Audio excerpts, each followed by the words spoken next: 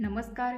Colours मराठीवर लवकरच सुरू होणाऱ्या सुख कळले या नव्या मालिकेची चर्चा सगळीकडेच सुरू आहे. स्पृहा जोशी आणि सागर देशमुख यांची मुख्य भूमिका असलेल्या या मालिकेच्या प्रोमोजनी सर्वांचंच मन जिंकून घेतलेले आहे. तसेच आता या नव्या मालिकेमुळे आता कलर्स मराठीवरील कोणती मालिका प्रेक्षकांचा निरोप घेणार याच्या चर्चा बऱ्याच काळ रंगल्या होत्या.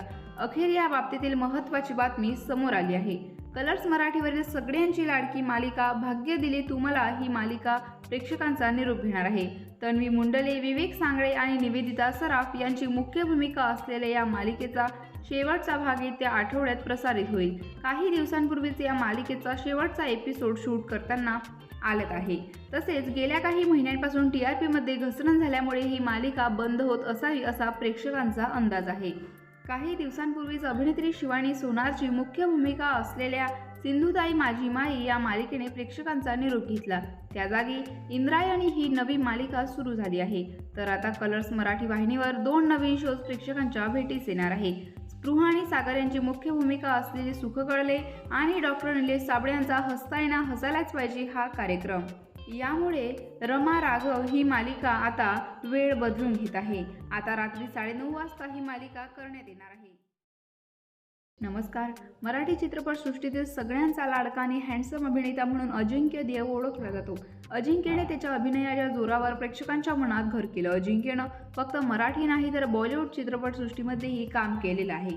अजिंक्य देवने नुकतीच एक मुलाखत दिली. या मुलाखतीत तो काय म्हणतो चला जाणून घेऊया.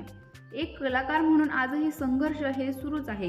त्यावर उत्तर देत अजिंक्य अमिताभ बच्चन आणि त्याचे वडील रमेश देव यांचा किस्सा सांगत म्हणतात, नक्कीच 100% संघर्ष करावा लागतो. मला असलेली एक आठवण सांगतो. एकदा बाबा मला अमिताभ बच्चन यांना भेटण्यासाठी घेऊन गेले. तेव्हा बाबा त्यांना म्हणाले, आजही तुम्ही इतकं काम करता, थोडा आराम करा.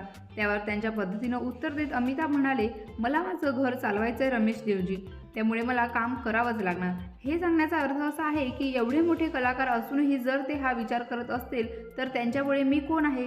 त्यामुळे संघर्ष हा आजही सुरूच आहे आणि तो सुरूच राहायला हवा. तसेच पुढे अजिंक्य देव म्हणतात, मी स्टारडम कधीच गाठला नाही. माझ्यावर प्रेक्षकांचं जे प्रेम आहे ते पाहून माझे मित्र किंवा प्रेक्षक मला स्टार म्हणत असतील, पण मी कोणता मोठा कलाकार नाहीये हे मला माहिती आहे. आजही मी लोकांना कामासाठीच भेटतो, स्वतःहून त्यांच्याकडे काम मागतो. त्यात मला कोणत्याही प्रकारचा कमीपणा वाटत नाही.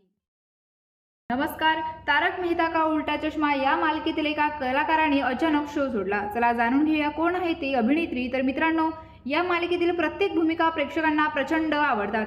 ही मालिका 2008 मध्ये सुरू झाली आहे आणि अजूनही या मालिकेचे चाहते हा शो त्याच आनंदाने पाहतात. तसेच या मालिकेतील अनेक कलाकारांनी शो सोडलेला आहे. यातच आता नुकतंच एका अभिनेत्रीने देखील हा शो सोडलेला आहे. बघूया कोण आहे ती अभिनेत्री. तर मित्रांनो, ही अभिनेत्री दुसरी तिसरी कोणी नसून भिडेची मुलगी म्हणजे सोनू अर्थात पलक सिंधवानी आहे. तिने हा शो सोडण्याचा निर्णय घेतलाय.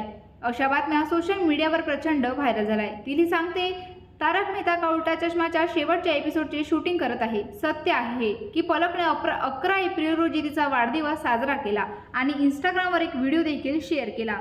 यामध्ये तिने लिहिलं की 26 वर्षांची होण्यापूर्वी शोच्या शेवटच्या भागाचे शूटिंग करते आहे. बरं, तो फक्त एक विनोद होता.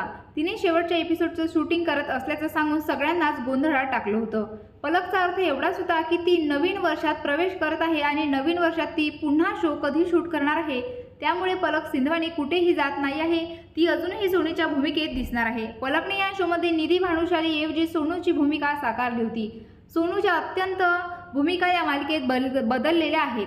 नवनवीन अभिनेत्री सोनूची जागा घेतात. मात्र तुम्हाला सर्वात जास्त कुठली अभिनेत्री सोनूच्या भूमिकेत पाहायला आवडते मला कमेंट बॉक्समध्ये नक्की कळवा.